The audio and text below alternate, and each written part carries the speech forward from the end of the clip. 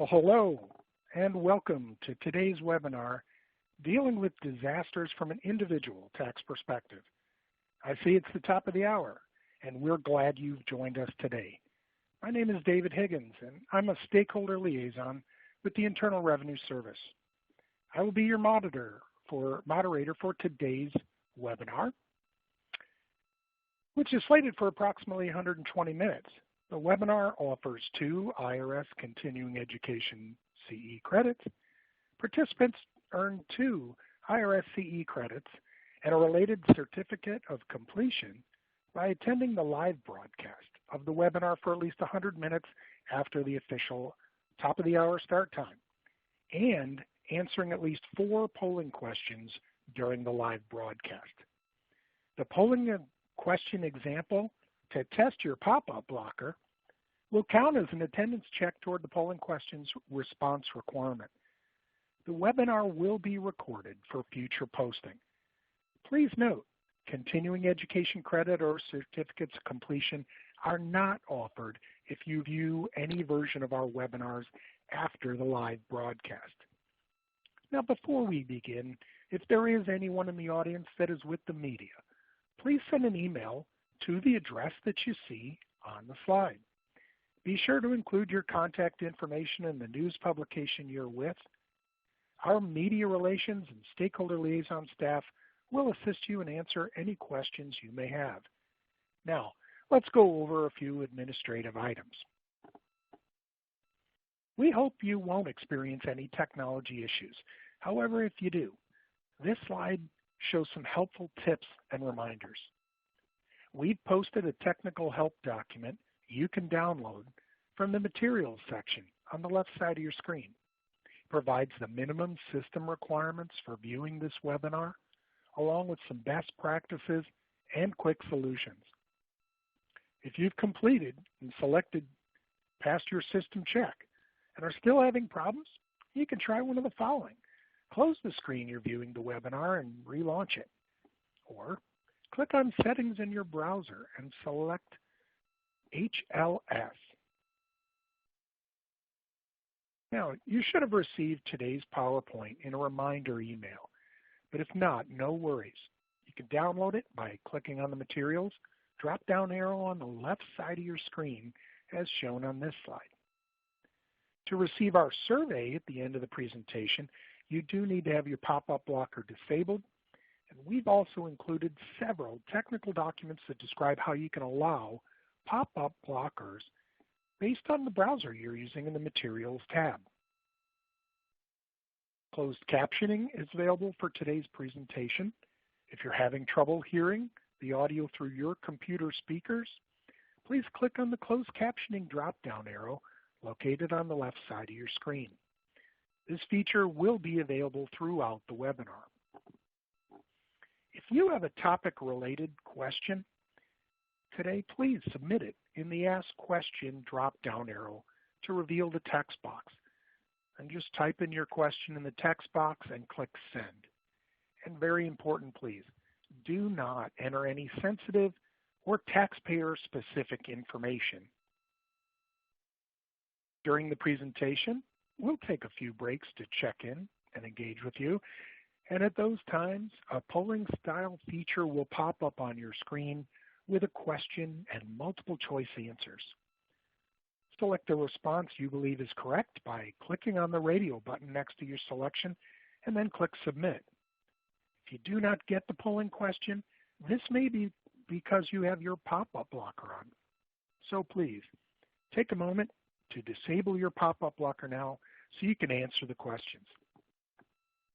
We've included several technical documents that describe how you can disable pop-up blockers based on the browser you're using. We've got documents for Chrome, Firefox, Microsoft Edge, and Safari for Mac users. You can access them by clicking on the Materials drop-down arrow on the left side of your screen. We're going to take some time now and test the polling feature. Here's your opportunity to ensure your pop-up blocker is not on so you can receive the remaining polling questions throughout today's presentation. Audience, this example polling question will count towards the polling question requirements to earn your CE credit. Our question, do you know who your stakeholder liaison is? A for yes, B for no, C for what is a stakeholder liaison? Take a moment, click the radio button that corresponds to your answer. Do you know who your stakeholder liaison is? I'll give you a few more seconds to make your selection. Okay, we are going to stop the polling now, and let's see how the majority of you answered.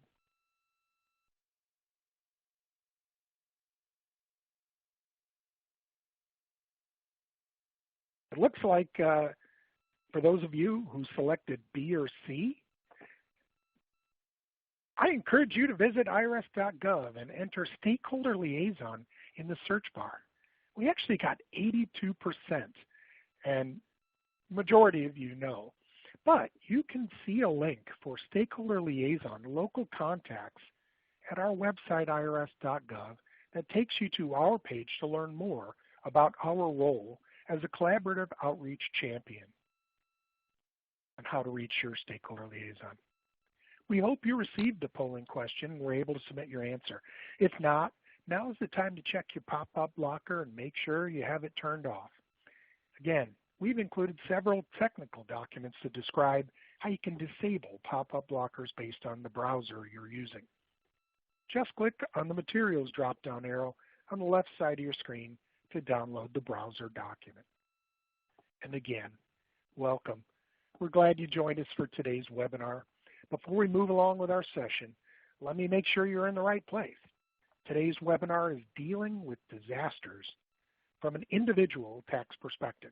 This webinar is scheduled for approximately 120 minutes from the top of the hour. So now, let me introduce today's speakers. We're joined by Stakeholder Liaisons Jeffrey Latessa and Christopher Green with the Internal Revenue Service Communications and Liaison Division. Christopher has 15 years of experience in the banking industry, working with consumer and business account owners to achieve economic success and financial security. Furthermore, he's had several years of tax preparatory experience. Christopher is an alumnus of Bowie State University, where he attained a bachelor's degree in business with a concentration in accounting. Jeffrey joined the IRS in 2008. Prior to joining the Communication and Liaison Division, he worked as a lead case advocate with the Taxpayer Advocate Service and in identity theft victim assistance. He has a bachelor's degree in communications from the University of Massachusetts at Amherst and a Juris Doctor from the University of Connecticut School of Law. So let's give a warm virtual welcome to Jeff and Christopher. And with that, I'm going to turn it over to Jeff to begin the presentation. Jeff, the floor is yours. Thanks, David, and welcome everyone to today's seminar on dealing with disasters from an individual tax perspective. While tax issues may not be the first concern of survivors of casualties, thefts, and disasters, eventually your clients may qualify for some of these tax relief provisions. I'm hoping that the presentation serves as a refresher of those relief provisions as, unfortunately, federal disaster declarations are becoming more common. So today we'll walk you through some of the tax-related issues on disaster relief. I want to familiarize you with a number of different disaster-related tax topics. They include identifying types of relief available to taxpayers in a disaster area, calculating disaster area casualty losses, documenting casualty losses in a disaster area, and obtaining information about federally declared disasters. There'll be site references for the various disaster topics being discussed on the slides if you want more detailed information on any specific issue.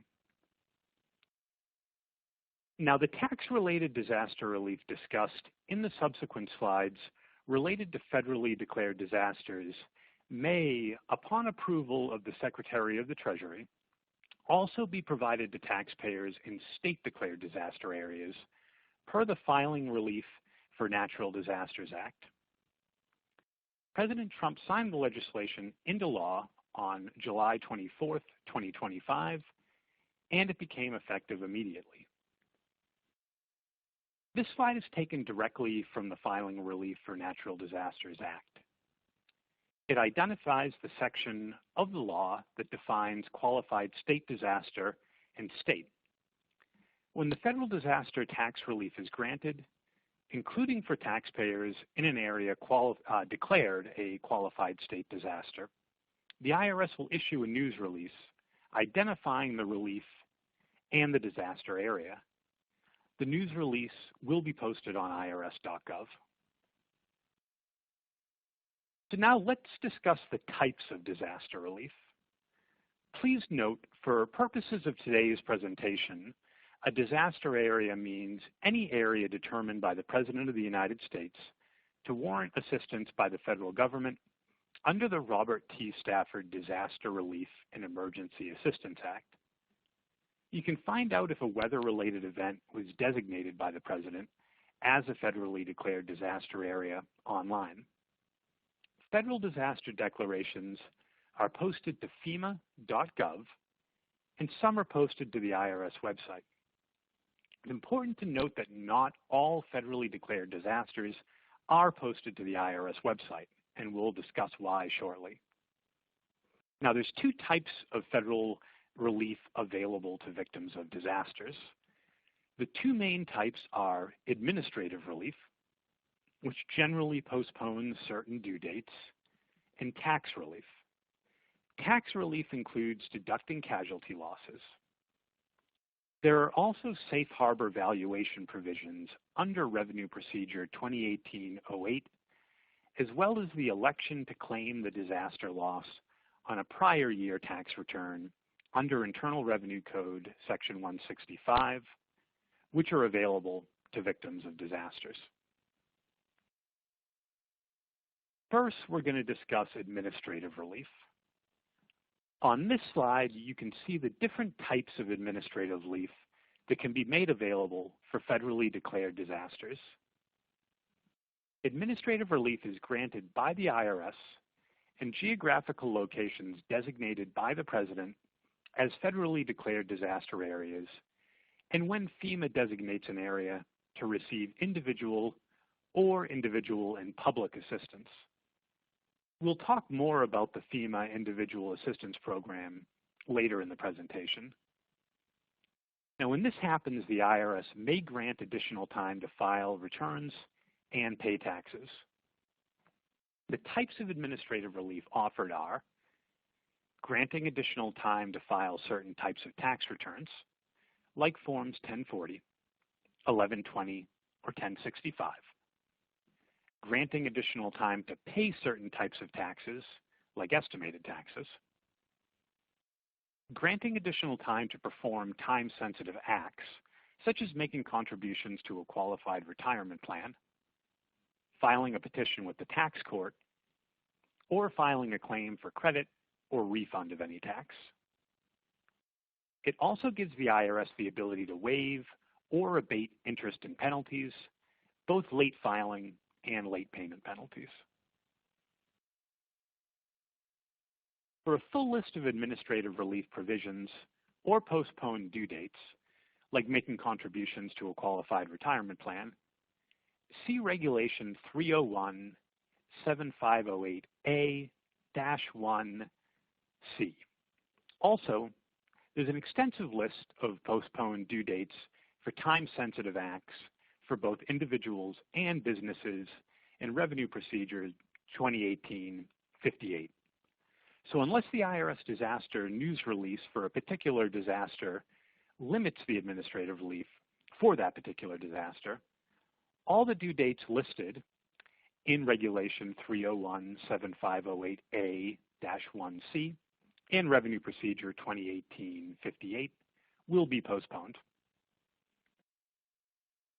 Now, switching topics, I'd like to talk about qualified disaster recovery distributions. Qualified disaster recovery distributions are distributions from qualified retirement plans. These distributions can be up to $22,000 per disaster.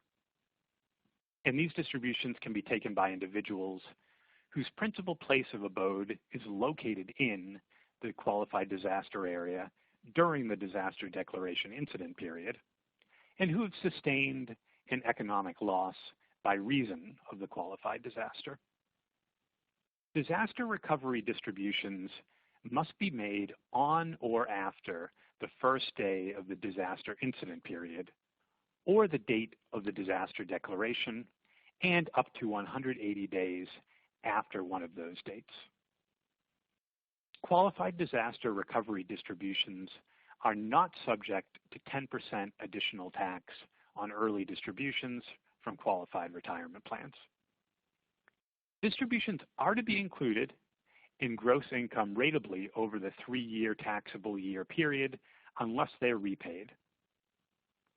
Qualified disaster recovery distributions may be repaid at any time during the 3-year period, beginning on the day after the date on which the distribution was received. See IRS Publication 590B, Distributions from Individual Retirement Arrangements, for more details. Now, another type of administrative relief offered by the IRS is the waiving of fees for obtaining copies of tax returns and the expedited handling of requests for copies of tax returns or tax return transcripts. Copies of actual tax returns cost $50 and can take weeks to obtain. Those $50 fees are waived and the tax return requests are expedited. Now, in order to get fees waived and requests expedited, you should write the applicable disaster title information, including the disaster number, in red at the top of Form 4506, which is the request for a copy of a tax return, or 4506T, which is a request for transcripts of a tax return. Both forms are available on the IRS website. Copies of tax returns and tax return transcripts can be obtained at the IRS taxpayer assistance centers with an appointment, by phone, by mail, online, or through a tax preparer who is qualified to use the transcript delivery service through IRS e-services. Just so you know, the IRS maintains a listing of zip codes located in federally declared disaster areas. Only Forms 4506 and 4506T filed with these zip codes can have the fees waived. These relief provisions are less important than they used to be due to IRS transcripts being available online for those taxpayers with an IRS online account and practitioners able to quickly obtain transcripts using IRS e-services transcript delivery system. Note, an extension to file, the Form 4868, Application for Automatic Extension of Time to File a U.S. Individual Income Tax Return, filed after the original due date of the return, but before the postponed due date, must be filed by paper. Now, administrative relief is granted only to affected taxpayers. So, who is an affected taxpayer? An affected taxpayer is generally any individual whose principal residence is located in a disaster area, the spouse of an affected taxpayer when filing a joint return, or any business entity or sole proprietor whose principal place of business is located in a disaster area. In addition, an affected taxpayer is any individual, business entity, or sole proprietorship not located in a covered disaster area, but whose records are located in the disaster area. Now, there are a few more categories of who is an affected taxpayer, which can be found in the regulations cited at the bottom of this slide, but we've covered the main ones. It's important to remember that you don't have to live in a federally declared disaster area in order to be an affected taxpayer. If your spouse lives in a federally declared disaster area, assuming you file a joint return, or you're a taxpayer who's not located in a disaster area, but whose records are, you can qualify as an affected taxpayer. Being an affected taxpayer means that the individual can qualify for any administrative relief provisions we previously discussed, like the granting of additional time to file certain types of tax returns. Let me repeat that because it's very important. Being an affected taxpayer means that an individual can qualify for any administrative relief provisions, like being granted additional time to file tax returns, pay taxes, or perform other time-sensitive tasks. All right, so one common question that we often get is, does a taxpayer need to be located in a federally declared disaster area to be granted administrative relief? The answer to that is no, but they must self-identify with the IRS by calling 866-562-5227 to be granted additional time to file and pay, or they might receive notices from the IRS regarding late filing and late paying. Basically, the IRS puts indicators on the accounts of taxpayers whose zip codes are located within the disaster area, granting them additional time to file and pay. So if your client is located outside the disaster area, they need to inform the IRS that they've been impacted by the disaster by calling that phone number, 866-562-5227. The phone number can be found at the IRS website, which is irs.gov, and the IRS disaster press releases. Now, that wasn't a polling question, but I believe now would be a good time for our first polling question. Yes, it is, Jeff. So, audience, here's our first polling question. This is a true or false. A taxpayer needs to be located in a federally declared disaster area to be granted administrative relief. Select A for true or B for false. Take a moment. Click the radio button that answers the question. If you do not receive the polling question, please enter only the letters A or B in the Ask Question text box. Your response would be time-stamped. Audience, please remember you need to answer at least 4 polling questions and participate in the live broadcast from the official start time for at least 100 minutes to earn your 2 IRS continuing education credits. The polling question example we did at the beginning of this presentation does count towards that requirement. I'll give you a few more seconds to make your selection and or submit your answer in the Ask Question feature.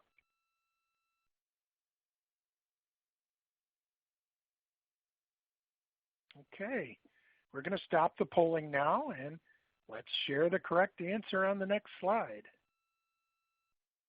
The next slide, the correct response is B. Taxpayer does not need to be located in the federally declared disaster area to be granted administrative relief.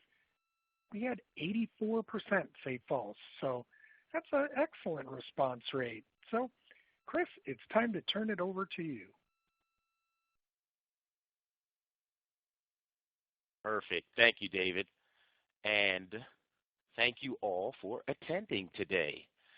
I want to start by saying there are 2 types of disaster declarations provided for in the Robert T. Stafford Act. Those are emergency declarations and major disaster declarations. Both declaration types authorize the President to provide supplemental federal disaster assistance. However, the events related to the 2 different types of declarations, the scope and the amount of assistance, differ. We will discuss these declaration types in more detail in a few minutes. Now we're going into a topic that can be a bit confusing because it deals with both FEMA and the IRS, so bear with me. When the President declares a federal disaster, FEMA determines what counties, and if you live in Louisiana, parishes, make up the disaster area. FEMA also determines what type of assistance they will offer in the disaster area. FEMA assistance can come in one of 3 forms. Those are public assistance, individual assistance, or a combination of both individual and public assistance.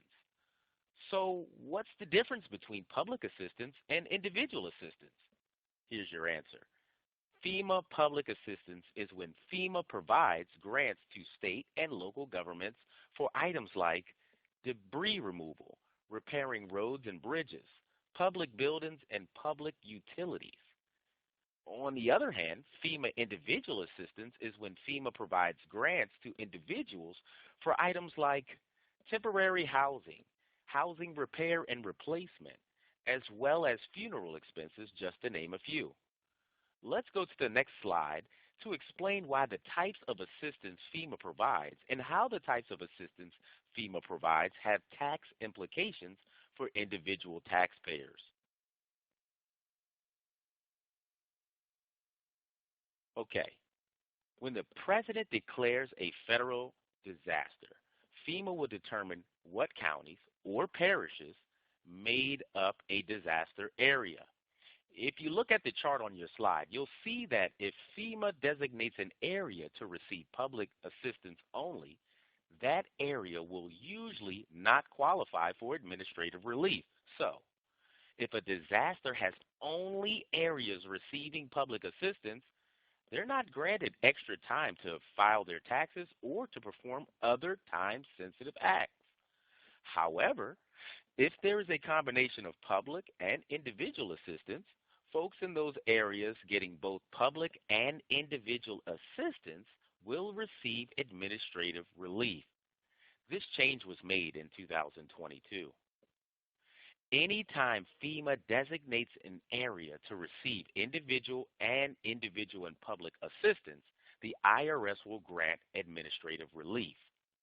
Taxpayers can tell if the IRS has provided administrative relief. As discussed earlier, the IRS will typically put out a press release or a news release on IRS's website, the landing page, for disaster tax relief when individual and public relief are offered. These press releases outline the specific type of administrative relief being granted, like the proposed due dates for tax returns and payment deadlines, as well as casualty loss deductions. Always make sure to check the FEMA website to see if a state has received a federal disaster declaration. This is important because the IRS does not issue a press release when a federally declared disaster is announced. When FEMA offers only public assistance, even though public assistance qualifies taxpayers to claim casualty loss deductions. That is why it is important to check the FEMA website. Due to tax cuts in the Tax Cuts and Jobs Act, all personal casualty loss deductions must be attributable to a federally declared disaster, and the property location must be in a state receiving a federal disaster declaration, which may or may not be in a federally declared disaster area. Generally, you must deduct a casualty loss in the year that the loss is sustained.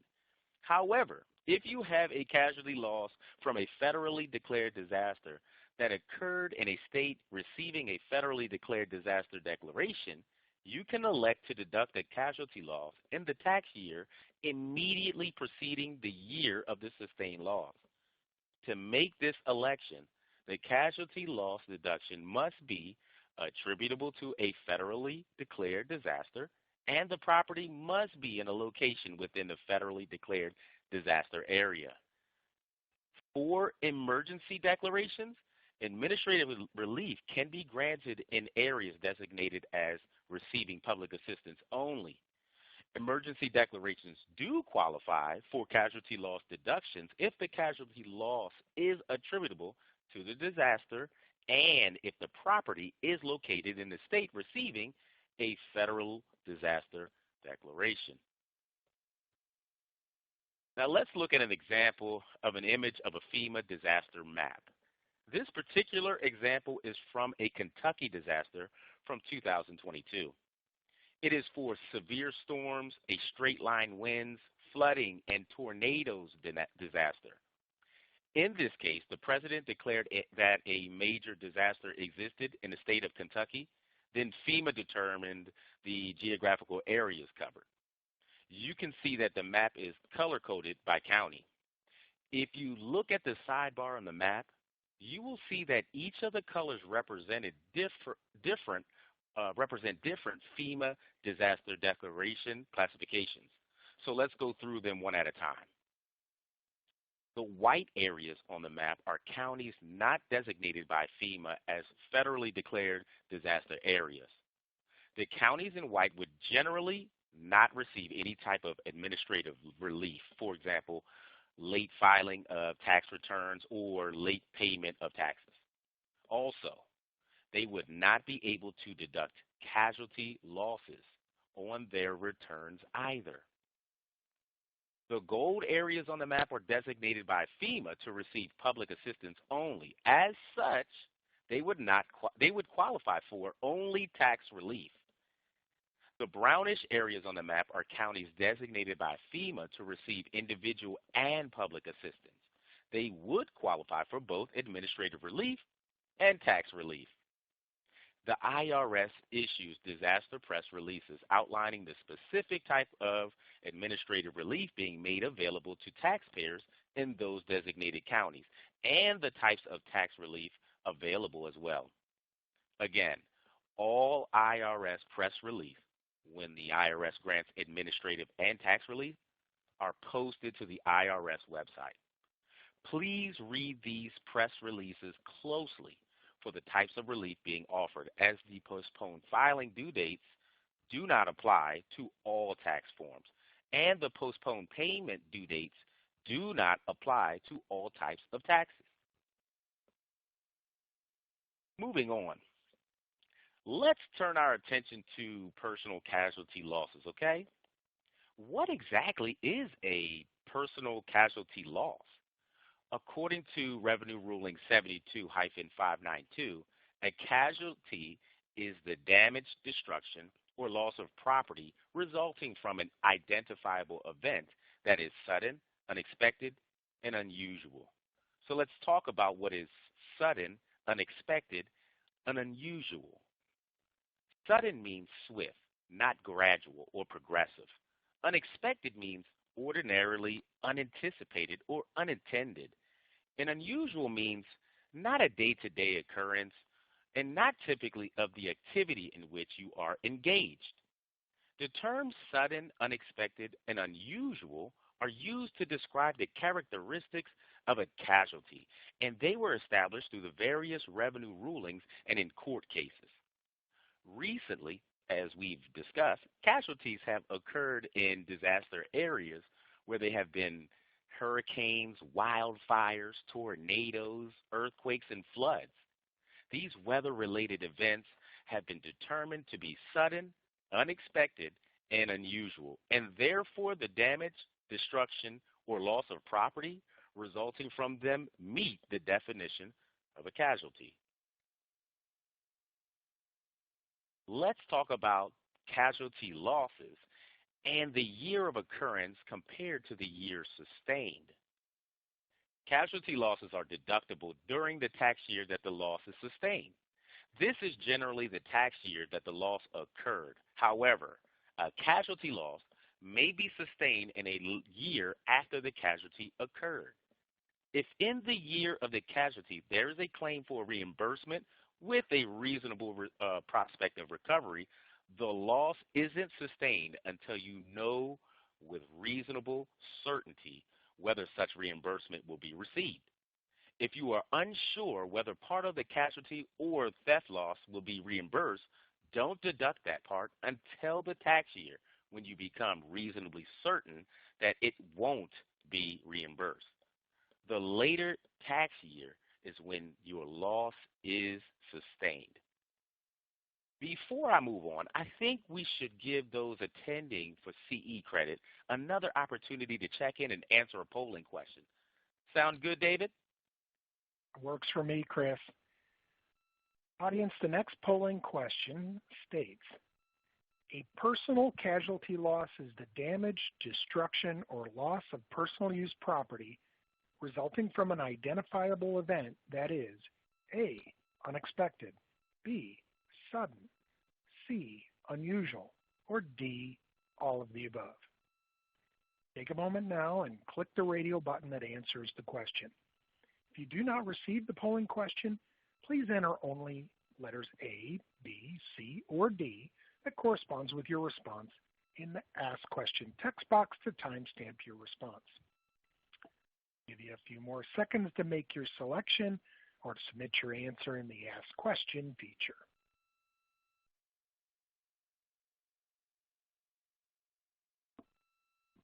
Okay, I'm going to stop the polling now and let's share the correct answer on the next slide. The correct answer is D, all of the above. And so I see that 98%, so Chris, they were listening. So I'm going to turn it back to you. Absolutely. 98% is great. Wonderful job, audience.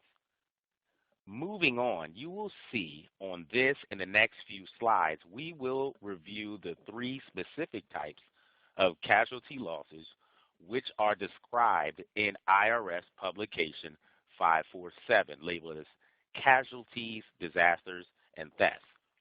Those 3 types are federal casualty losses, disaster losses, and the last one is qualified disaster losses. Now, all of these 3 types of losses refer to federally declared disasters, and of course, you need to know that the requirements for each loss varies, okay? Now let's get more into depth here. As you can see on your screen, a federal casualty loss is an individual's casualty or theft loss of personal use property that is attributable to a federally declared disaster. The casualty loss must occur in a state receiving a federal disaster declaration. If you suffered a federal casualty loss, you are eligible to claim a casualty loss deduction. If you suffered a casualty or theft loss of personal use property that wasn't attributable to a federally declared disaster, it is not a federal casualty loss, and you may not claim a casualty loss deduction unless the exception applies. And as we discussed, the general rule is that casualty losses of personal use property are not attributable to a federally declared disaster. They're not deductible. There is, however, an exception. So let's review it real quick. The exception to the rule limiting the deduction for personal casualty and theft losses to federal casualty losses applies where you have personal casualty gains. In this case, you may deduct personal casualty losses that are attributable to a federally declared disaster to the extent that they do not exceed your personal casualty gains. Now let's look at a disaster loss. A disaster loss is a loss that is attributable to a federally declared disaster and that occurs in an area eligible for assistance pursuant to the presidential declaration. The disaster loss must occur in a county eligible for public and individual assistance or both. Disaster losses are not limited to individual personal use property and may be claimed for individual business or income producing property and by corporations, S corporations, and partnerships. Here's some very important information. If you suffered a disaster loss, you are eligible to claim a casualty loss deduction and to elect to claim the loss in the preceding tax year. Let's round it up with the 3rd type of loss. And take note here, a qualified disaster loss. This includes an individual's casualty and theft loss of personal use property that is attributable to the specific disasters noted on the slides before you. The last bullet point incorporates One Big Beautiful Bill updates to the law, which are the September 2nd, 2025 declaration date and the July 4th, 2025 and August 3rd, 2025 incident date. Now, continuing on, again, this is pretty straightforward. If you suffered a qualified disaster loss as defined on the previous slide, you are eligible to a casualty loss deduction, to elect to claim the loss in the preceding tax year, and deduct the loss without itemizing other deductions on your Schedule A Form 1040. For the tax years 2018 through 2025, if you're an individual, casualty losses of personal use property are deductible only if the loss is attributable to a federally declared disaster. That's a federal casualty loss. Personal use property is other than business property or income-producing property. If the event causing you to suffer a personal casualty loss not attributable to a federal declared disaster occurred before January 1st, 2018, but the casualty loss wasn't sustained until January 1st, 2018 or later, the casualty loss is not, I repeat, not deductible. Now let's take a minute and review a casualty scenario and determine if a casualty loss has occurred and if the loss is deductible for federal tax purposes. All right. As a result of a storm, a tree fell on your house in December 2022, and you suffered $5,000 in damage. The president didn't declare the storm a federally declared disaster, and you subsequently filed a claim with your insurance company and reasonably expected the entire amount of the claim to be covered by your insurance company. Well, here's how it plays out. In January 2024, your insurance company paid you $3,000 and determined it didn't owe you the remaining $2,000 from your claim. Therefore, the $2,000 personal casualty loss is sustained in 2024, even though the storm occurred in 2022. Because the $2,000 isn't a federal casualty loss, it isn't deductible as a casualty loss under the current limitations.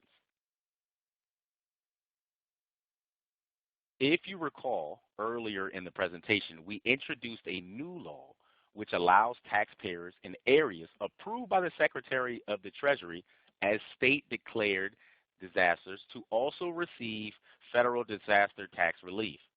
In addition to that law, another new law, Section 70109 of the One Big Beautiful Bill Act, amended the IRC Section 165 so that qualifying deductible individual personal casualty losses shall be allowed only to the extent that they are attributable to either a federally declared disaster or a state-declared disaster.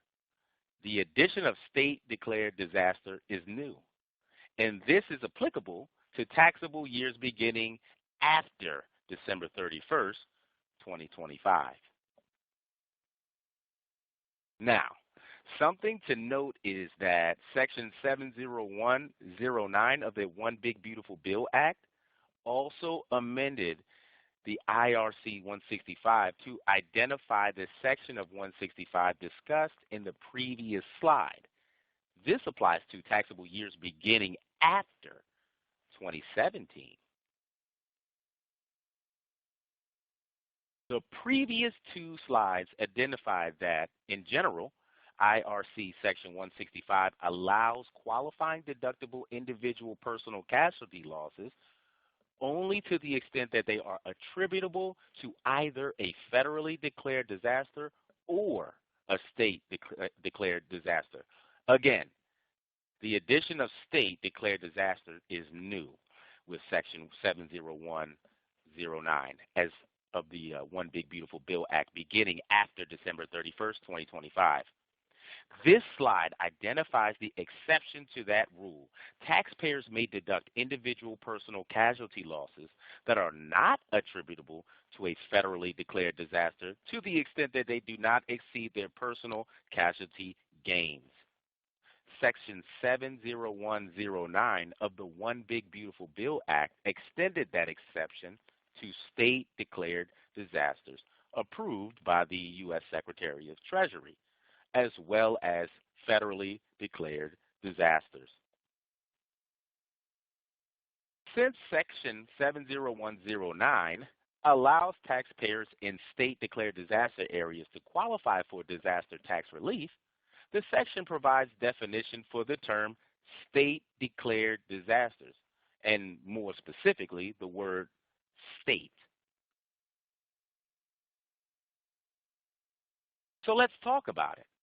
The term state-declared disaster means with respect to any state, any natural catastrophe, including any hurricane, tornado, storm, high water, wind-driven water, tidal wave, tsunami, earthquake, volcanic eruption, landslide, mudslide, snowstorm, or drought, or regardless of cause, any fire, flood, or explosion in any part of the state which in the determination of the governor of the state or mayor in the case of District of Columbia and the secretary causes damage of sufficient severity and magnitude to warrant the application of the rules in this section. Now pay attention. The term state includes the District of Columbia, the Commonwealth of Puerto Rico, the Virgin Islands, Guam, American Samoa, and the Commonwealth of the Northern Mariana Islands. I hope you got that information. Hey, David, before I turn it over to my partner, Jeff, I think now we should pause here for a polling question. Let's have it. Absolutely. August, audience, it looks like our third polling question, we have another true-false question. Casualty losses of a personal use property are deductible only if the loss is attributable to a federally declared disaster, federal casualty loss. Select A if it's true, select B for false. Take a moment and click the radio button that answers the question. If you did not receive the polling question, please enter only the letters A or B in the Ask Question text box. And remember, your response is time-stamped. Give you a few more seconds to make your selection or to submit your answer in the Ask Question feature.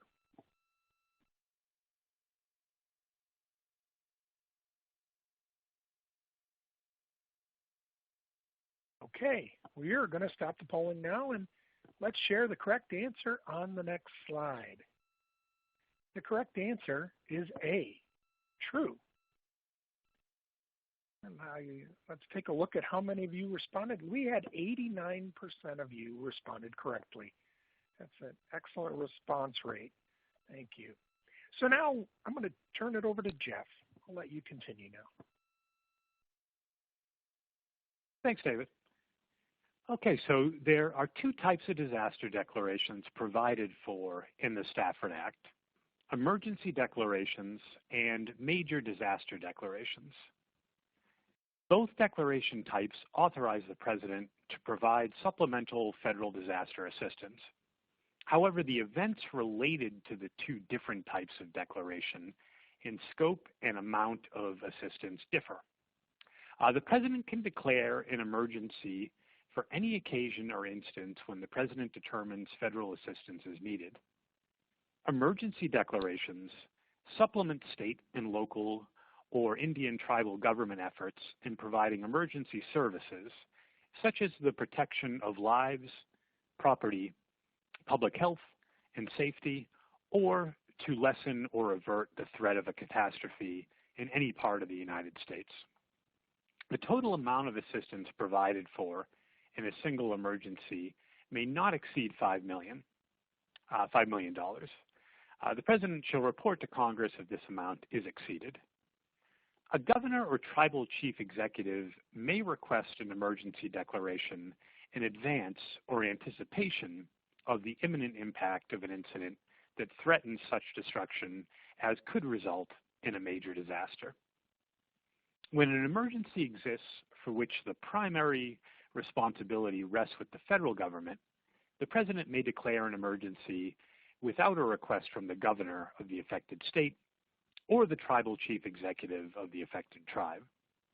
The President can declare a major disaster for any natural event, including hurricanes, tornadoes, Storms, high water, wind-driven water, tidal waves, tsunamis, earthquakes, volcanic eruptions, landslides, mudslides, snowstorms, or drought, or regardless of cause, fire, flood, or explosion, that the President determines has caused damage of such severity that it is beyond the combined capabilities of state and local governments to respond. A major disaster declaration provides a wide range of federal assistance programs for individuals and public infrastructure, including funds for both emergency and permanent work. Now let's talk a little bit about computing casualty losses. A casualty loss is limited to the lesser of the adjusted basis before the disaster or the decrease in fair market value as a result of the disaster, decreased by any insurance or other reimbursements. And there are a few things that one needs to remember when it comes to loss reimbursement. If in the year of the casualty there's a claim for reimbursement and there's a reasonable prospect of recovery, no portion of the loss that may be reimbursed is allowed. So you must reduce your loss even if you do not receive the payment until a later tax year. If your property is covered by insurance, you must file a timely insurance claim for reimbursement of your loss. Otherwise, you can't deduct any reimbursed portion of the casualty. Now let's talk a little bit about valuing your casualty loss and the methods by which you may be able to do so. There are two main methods for determining the amount of a decrease in the fair market value. The first method is done by a competent appraisal. The appraisal must recognize the effects of any general market decline affecting undamaged as well as damaged property, which may occur simultaneously with the casualty, so that any deduction under this section shall be applied to the actual loss resulting from damage to the property. The second method is by cost of repairs you actually make. The cost of repairing damaged property isn't part of the casualty loss. Neither is the cost of cleaning up after a casualty, but you can use the cost of cleaning up or making repairs after a casualty as a measure of the decrease in fair market value if you meet the following conditions. The repairs must actually be made. The repairs must be necessary to bring the property back to its condition before the casualty. The amount spent for repairs is not excessive. The repairs take care of the damage only. And the value of the property after the repairs isn't, due to the repairs, more than the value of the property before the casualty. There are some other methods of determining the decrease in fair market value. They're the safe harbor provisions discussed in Revenue Procedures 2018-08. They're noted on this slide, and we're going to discuss each individually over the next group of slides. Let's talk first about the estimated repair cost safe harbor method. The estimated repair cost safe harbor method allows you to figure the decrease in the fair market value of your personal use residential real property using the lesser of two repair estimates prepared by separate and independent licensed contractors. The estimates must detail the itemized costs to restore your property to its condition immediately before the casualty. The estimated repair cost safe harbor method is limited to casualty losses of $20,000 or less. This safe harbor is available to personal use residential real property only, and the property must be located in a federally declared disaster area. Let's continue with the de minimis method. The de minimis safe harbor method allows you to figure the decrease in the fair market value of your personal use residential real property based on a written good faith estimate of the cost of repairs required to restore your property to its condition immediately before the casualty. You must keep documentation showing how you estimated the amount of your loss. And the de minimis safe harbor method is available for casualty losses of $5,000 or less. Next up is the insurance method. The insurance safe harbor method allows you to figure the decrease in the fair market value of your personal use residential real property based upon the estimated loss in reports prepared by your homeowners or flood insurance company. These reports must set forth the estimated loss you sustained from the damage to or the destruction of your property. And on to the contractor safe harbor. Under the contractor safe harbor method, you may use the contract price for the repairs specified in a contract prepared by an independent and licensed contractor to determine the decrease in the fair market value of your personally used residential real property. This safe harbor method doesn't apply unless you're subject to a binding contract signed by you and the contractor setting forth the itemized costs to restore your personal use residential real property to its condition immediately before the casualty. And finally, we're going to talk about the disaster loan appraisal method. Under the disaster loan appraisal safe harbor method, you may use an appraisal prepared to obtain a loan of federal funds or a loan guarantee from the federal government that identifies your estimated loss from a federally declared disaster to determine the decrease in the fair market value of your personal use residential real property. Just like all the other safe harbor provisions, this safe harbor is available for personal use residential real property only, and the property must be located in a federally declared disaster area. Now on this slide, we're still discussing safe harbors, but with a slight twist. These safe harbors are for personal belongings. First, the de minimis method. Under the de minimis method, you can make a good faith written estimate of the decrease in the fair market value of your personal belongings. You must maintain records describing your affected personal belongings, as well as your methodology for estimating your loss. This method is limited to losses of $5,000 or less. Finally, we have the replacement cost safe harbor method. To use the replacement cost safe harbor method, you must first determine the current cost to replace your personal belongings with a new one, and then reduce that amount by 10% for each year you've owned the personal belonging. You can see the personal belongings valuation table in Revenue Procedures 2018-08.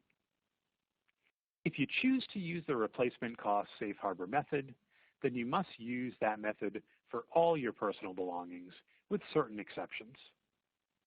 These safe harbors are available for personal belongings that are located in a federally declared disaster area. Now please note that each of the safe harbor methods we've discussed are subject to additional rules and exceptions. For more detailed information on these rules and exceptions, you'll want to see IRS Revenue Procedure 2018-08, which you can find online. Now, in an earlier slide, we discussed deducting personal casualty losses associated with qualified disasters. To re-emphasize the information we provided, the One Big Beautiful Bill Act extended the rules to qualified disasters declared by the President between January 1st, 2020 and January 2nd, 2020, September 2nd, 2025. The FEMA incident date period for these disasters has to have begun on or after December 28th, 2019, and on or before July 4th, 2025, and must have ended no later than August 3rd, 2025. Now, the incident date is the date or dates of the actual disaster. The declaration date is when the President formally designates a federal disaster. The declaration date is usually after the incident date. Now, for personal casualty losses for disasters with a FEMA incident date period that began on or after December 28th, 2019, and on or before July 4th, 2025, the rules eliminate the requirement that personal casualty losses must exceed 10% of AGI, eliminate the requirement that taxpayers must itemize deductions to claim a casualty loss. The casualty loss would increase an individual's standard deduction by the net qualified disaster casualty loss and increase the $100 limitation per casualty to $500. Now, I feel like we shared a lot of information, so now would be a good time to check in with the audience. Well, audience, hopefully you heard Jeff, so it's your time to weigh in. Our next polling question states, which revenue procedure discusses the safe harbor provisions? Safe harbor provisions are in Revenue Procedure 2009-12, answer A. Answer B, if it's Revenue Procedure 2018-08. C, Revenue Procedure 2018-24. Or D, Revenue Procedure 2020-08. Take a moment to click the radio button that answers the question. If you did not receive the polling question, please enter only the letters A, B, C, or D that corresponds with your response in the Ask Question text box to timestamp your response. I'll give you a few more seconds to make your selection or to submit your answer in the Ask Question feature.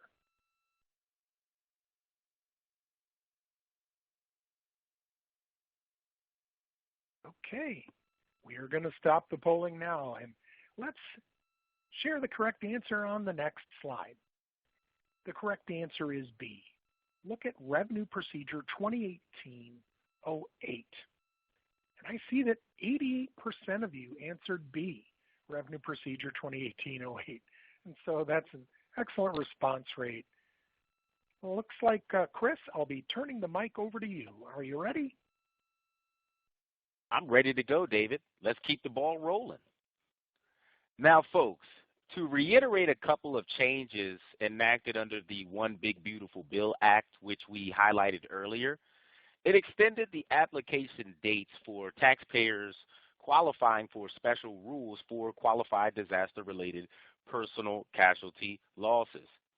The applicable dates for taxpayers qualifying for eligible tax treatment for a qualified disaster loss are extended to include a major disaster, or FEMA Code DR, declared by the President during the period between January 1st, 2020 and September 2nd, 2025.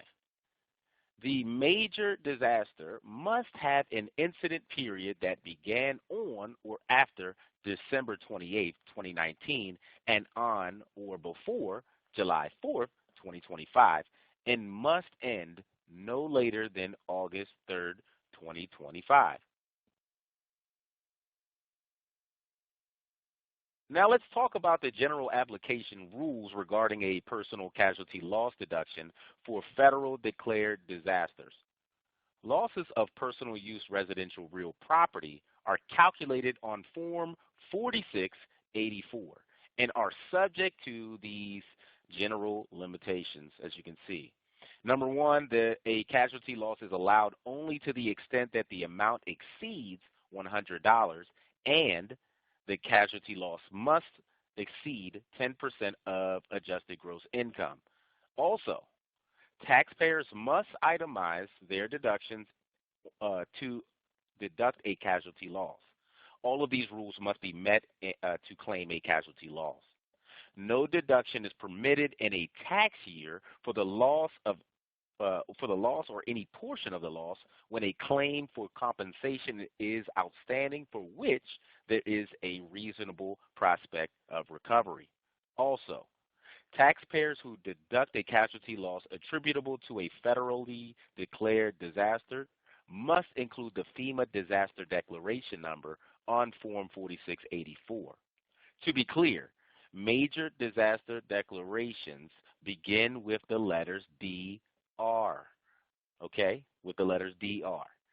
Now, there are three other less common types of FEMA declarations. Those are emergency declarations which qualify for the disaster casualty loss deductions under Internal Revenue Code 165, parentheses 8H5. The second, fire management declarations, which are ineligible for casualty loss deductions. And third, fire suppression authorizations, which are also ineligible for casualty loss deductions. Again, these last three types of FEMA declarations are less common, so unless your clients live in a fire-prone area, you're unlikely to see them. All right. I want to take a little bit of time and talk about computing a casualty loss. We have an example on your screen from IRS Publication 547 on how to do so. In this example, a tornado destroyed a home, and the tornado was attributable to a federally declared disaster and located in a presidentially declared disaster area. The home cost was $144,800 when it was purchased several years ago. This was the only casualty loss or theft loss for the year. The fair market value of the property immediately before the tornado was $180,000. Unfortunately, the fair market value immediately after the tornado was $35,000, so basically the cost of the land. The loss is $144,800, which is the lesser of the adjusted basis of the property or the decrease in the fair market value before the insurance reimbursement. The taxpayer then collected $130,000 from the insurance company, which is going to reduce their loss. Their loss is further reduced by $100 and 10% of their adjusted gross income, which is $80,000. This means their casualty loss, their deductible casualty loss, is $6,700, which is deducted as an itemized deduction on their tax return. Once you claim a casualty loss, you are not done. If you claim a casualty loss, you must adjust the basis in your property. So to do so, you would do this. Decrease your basis in the property by any insurance or other reimbursement you receive and by any deductible loss. The result is your adjusted basis in the property. Also, increase your basis in the property by the amount you spend on repairs that substantially prolong the life of the property, increase its value, or adapt it to a different use. To make this determination, compare the repaired property to the property before the casualty. Listen, I highly recommend and encourage everyone in here to take a look at Publication 547, which is Casualties, Disasters, and Thefts. It has a lot of examples and scenarios for computing your casualty loss and figuring the deduction. As I previously mentioned, due to the Tax Cuts and Jobs Act, all personal casualty loss deductions must be attributable to a federally declared disaster, and the property location must be in a state receiving a federal disaster declaration, which may or may not be in a federally declared disaster area. Generally, you must deduct a casualty loss in the year the loss is sustained. However, if you have a casualty loss from a federally declared disaster that occurred in a state receiving a federally declared disaster, you can elect to deduct that casualty loss in the tax year immediately preceding the year of the sustained loss. To make this election, the casualty loss deduction must be attributable to a federally declared disaster, and the property must be located within the federally declared disaster area. If you make this election, the loss is treated as having occurred in the preceding tax year. You must make the choice to take your casualty loss for the disaster in the preceding year on or before the date that is 6 months after the regular due date for filing your original return without extensions for the disaster year.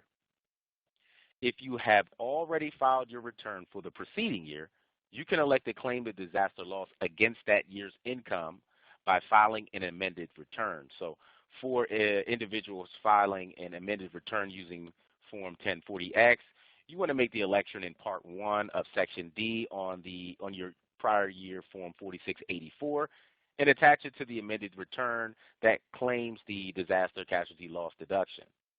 Now, taxpayers may be looking towards you, the tax professional, to determine whether it is in their best interest to claim any disaster-related casualty losses in the year of the casualty loss, or to elect to claim the casualty loss in the year preceding the casualty loss.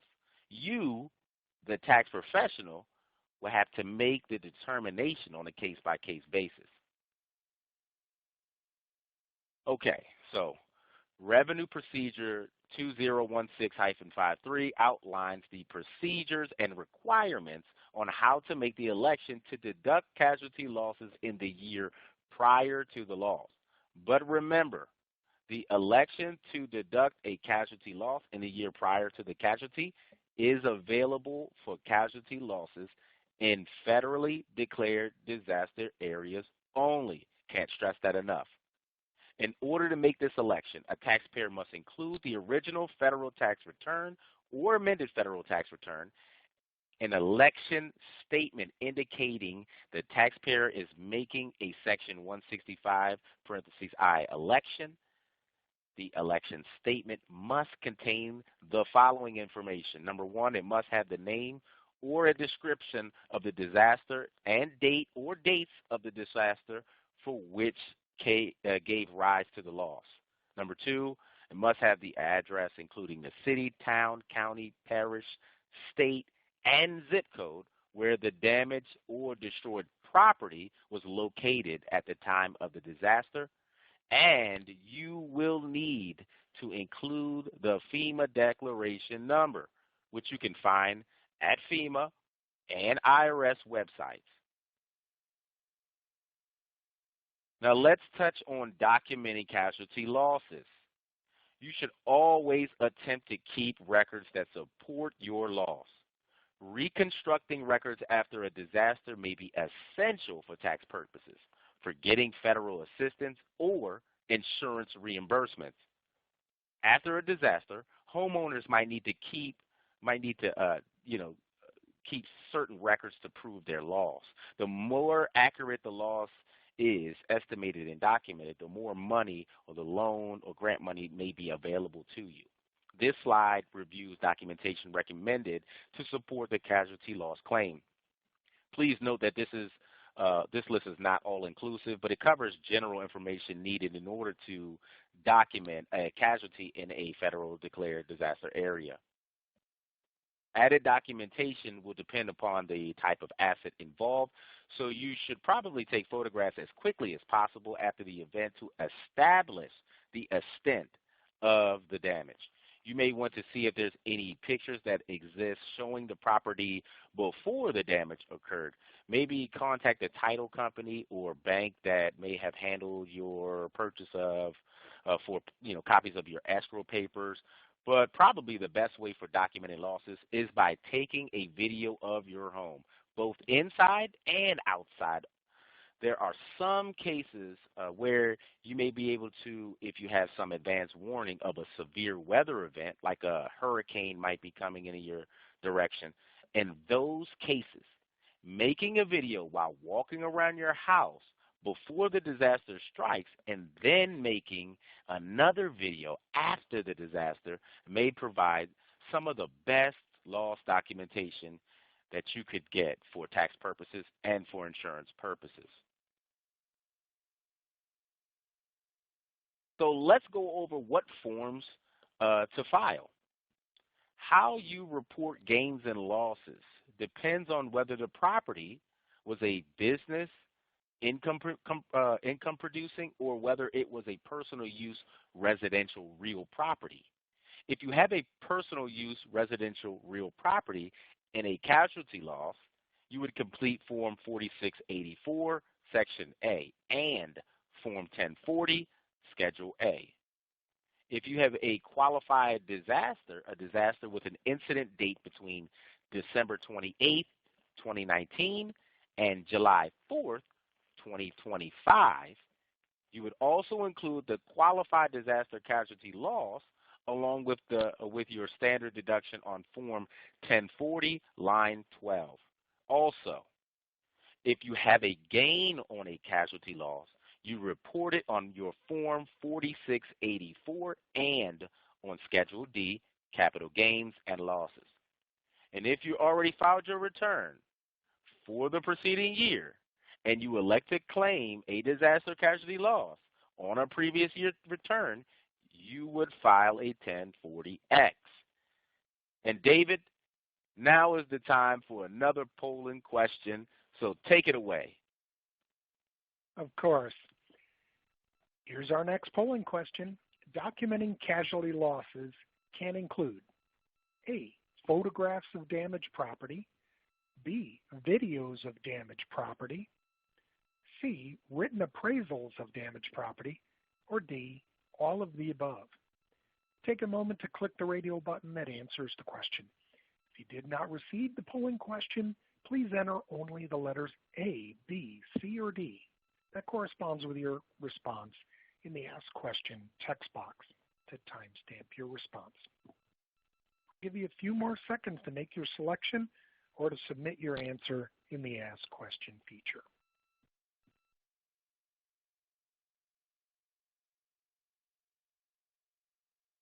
Okay, we're going to stop the polling now, and let's share the correct answer on the next slide. And the correct response is D, all of the above.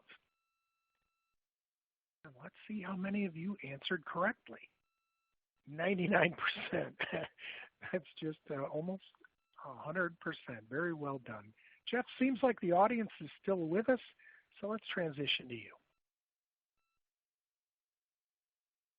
Thanks, David. All right, so we're going to switch topics again.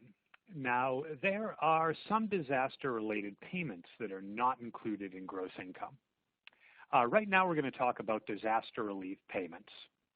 Qualified disaster relief payments are not included in gross income to the extent any payment is not compensated for by insurance or otherwise.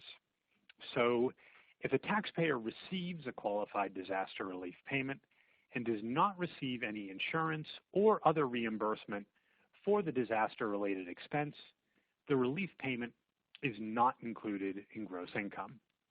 Now, there are three different types of qualified disaster relief payments. The first type of disaster relief payments are payments to reimburse or pay reasonable and necessary personal, family, living, or funeral expenses incurred as a result of a qualified disaster, also known as a federally declared disaster. These types of payments are excluded from gross income. So for example, if a taxpayer's home is completely destroyed by a tornado and they receive funds which don't include insurance proceeds to temporarily put them up in a hotel, those payments are not included in income. The second type of disaster relief payments are payments incurred for the repair or rehabilitation of a personal residence or repair or replacement of its contents to the extent that the need for such repair, rehabilitation, or replacement is attributable to a qualified disaster. So assuming that a taxpayer does not receive any insurance or other reimbursements for these expenses, the payments would be excluded from gross income.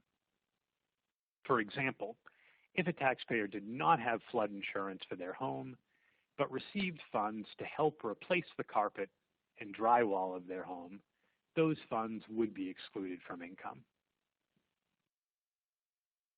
Now finally, disaster relief payments or grants paid by a federal, state, or local government or agency related to a federal disaster, which are based on need, are excluded from gross income.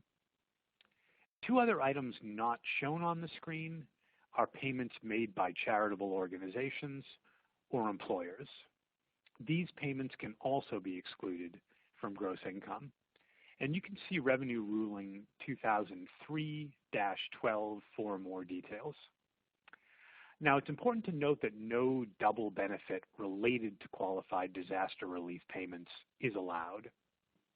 This means that no deduction or credit will be allowed to the extent of the amount any qualified disaster relief payments are excluded from income. So remember, excluding qualified disaster relief payments from income applies only to individuals, and these exclusions from income do not apply to businesses. All right, so now we're going to talk about qualified wildlife relief payments. Qualified wildlife relief payments are also excluded from income. Now, the term qualified wildlife disaster means any federally declared disaster declared after September 31st, 2014, as a result of any forest or range fire. Qualified wildfire relief payments are any amount paid to or for the benefit of an individual as compensation for expenses or losses incurred as a result of a qualified wildfire disaster, but only to the extent any expenses or loss compensated by such payment is not compensated by insurance or otherwise. Also, there is no double benefit, so no deduction or credit is allowed for any expenses paid for by excluded qualified wildfire relief payments. Excluding qualified wildfire relief payments applies to payments received during taxable years beginning December 31st, 2019 and before January 1st, 2026. Okay, so we've discussed the tax treatment of qualified disaster relief payments. Now we're going to discuss qualified disaster mitigation payments. I know relief payments and mitigation payments sound like they're the same thing, but they are different. Qualified disaster mitigation payments are any amount which is paid pursuant to the Robert T. Stafford Disaster Relief Act or the National Flood Insurance Act to or for the benefit of the owner of any property for hazard mitigation. Let's look at some examples of qualified disaster mitigation payments to highlight what those payments are, what they're for, and how they're treated for tax purposes. So qualified disaster mitigation payments are payments made by FEMA to taxpayers under FEMA disaster mitigation programs. And those include the Flood Mitigation Assistance Program, which provides funding to protect life and property from repetitive future natural disasters, and the Hazard Mitigation Grant Program, which provides post-disaster funding to protect life and property from future natural disasters. These are payments that include, these are payments that individual property owners receive from FEMA to reduce the risk of future damage to their property. Qualified disaster mitigation payments are excluded from gross income. In addition, qualified disaster mitigation payments do not increase the basis in the property for expenditures made with respect to those payments.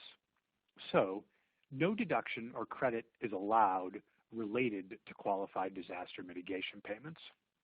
However, just like qualified disaster relief payments, no double benefit related to qualified disaster mitigation payments are allowed. On this slide, we'll discuss the tax treatment of gains on unscheduled personal property. No gain is recognized on any insurance proceeds received for unscheduled personal property that was part of the contents of a main home. An unscheduled property insurance payment is the lump sum insurance reimbursement received for contents in a home or apartment that was involved in a disaster. Usually an insurance company will list in the policy what types of property must be scheduled, such as high-value jewelry or high-end computer systems. This income exclusion applies to both homeowners and renters who receive insurance proceeds for damaged or destroyed property in a home or apartment as a result of a federally declared disaster. So taxpayers who receive insurance payments or reimbursements for unscheduled property, no gain is recognized on that property. Some examples of unscheduled property include clothes, bedding, small electronics, sports equipment, and jewelry of minimal value. So let's say the insurance company gives you $500 for a TV that may actually have been worth $300.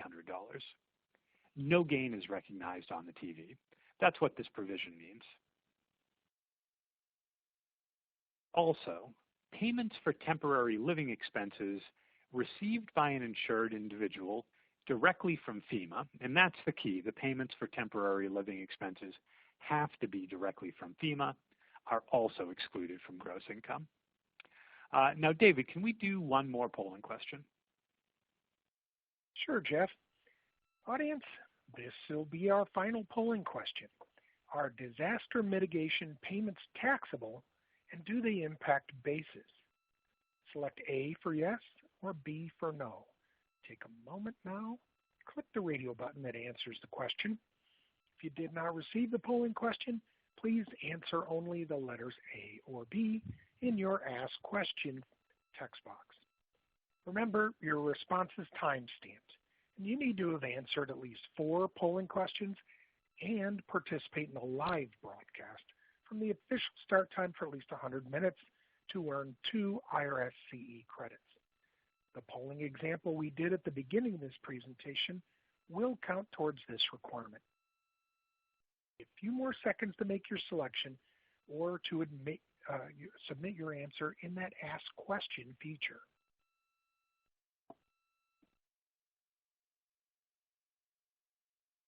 Okay, we're going to stop the polling now and let's share the correct answer on the next slide. The correct answer is B, no. How many of you responded correctly? 88%. And that's an excellent response rate. Thank you for responding and participating with our polling questions. Now, back to you, Jeff. Thanks, David. So just a few things I'd like to touch on at the end here that are related to the things that I want to touch on are related disaster publications. So the IRS provides resources for taxpayers and for tax professionals. So I encourage everyone to take a look at these related disaster publications and, of course, Form 4684 and its separate instructions as well. The IRS website also has a lot of information related to disasters. IRS disaster relief declarations are also published in IRS e-news products, which are listed on the slide. And we also have information related to other government agency disaster information. You can check the FEMA website, which is fema.gov, to see if a disaster was in your county or parish. The maps are extremely helpful on the FEMA website for that purpose. Now, we know there's a great deal of complexity associated with disaster relief, but I hope you found this material helpful in dealing with some of those intricacies. And while taxes may not be the first concern of survivors of casualties, thefts, and disasters, eventually they will need to know the resources available to them. This slide lists some other government agencies where you can find disaster information.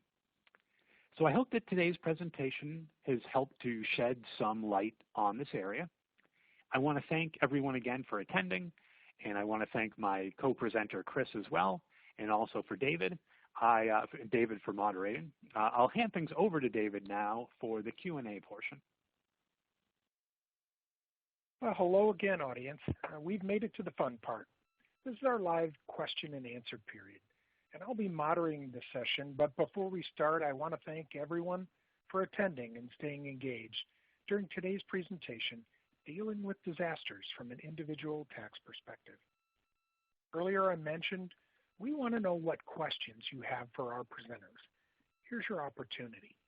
If you haven't input your questions, there is still time. Go ahead and click on the drop-down arrow next to the Ask Question field.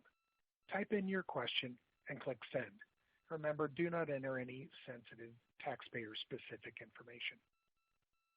For our question and answer portion, we're joined by Michael Madroncic. Mike works as a senior tax analyst with the IRS's Stakeholder Liaison organization. Prior to joining Stakeholder Liaison, Mike worked as a revenue agent in the Small Business Self-Employed Exam Division out of the IRS office in Downers Grove, Illinois. Mike holds degrees in business administration and accounting from Indiana University and an MBA from DePaul University. One thing before we start, we may not have time to answer all the questions submitted, but we will answer as many as time allows. So let's get started so we can get to as many questions as possible. We do have a question here. I see. First one, does disaster relief apply to me if my tax preparer is in a disaster area, but I'm not? Well, thanks, David, for moderating, and thank you to everyone for being here today with us. And I know you're extremely busy.